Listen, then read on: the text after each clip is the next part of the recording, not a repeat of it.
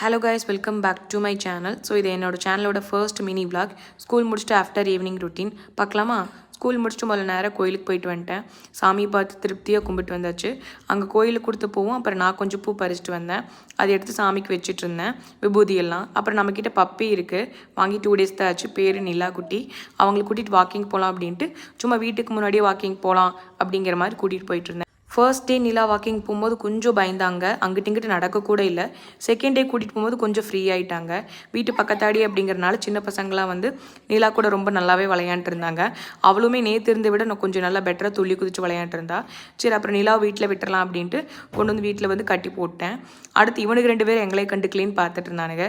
சரி பால் ஊற்றி வச்சிடலாம் அப்படின்ட்டு இவங்க 2 பேருக்கு தனியாக பால் ஊற்றி வச்சுட்டு நம்ம நிலா குட்டிக்கும் தனியாக பால் ஊற்றி வச்சாச்சு.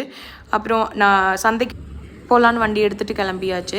ஸோ இங்கே நல்லூரில் வந்து எவ்ரி மண்டே நம்மளுக்கு சந்தை போடுவாங்க. வெஜிடபிள்ஸ் எல்லாம் ரொம்பவுமே ஃப்ரெஷ்ஷாக இருக்கும். நமக்கு தேவையான வெஜிடபிள்ஸ் வாங்கிட்டு நான் நேராக வீட்டுக்கு போயாச்சு.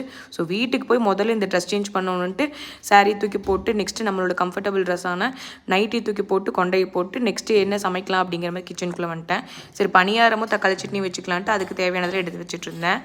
நைட்டுக்கு சிம்பிள் டின்னராக முடிச்சிட்டேன். பனியாரம், தக்காளி சட்னி, அப்புறம் கொஞ்சம் கோவா கட் பண்ணி வச்சுட்டேன்.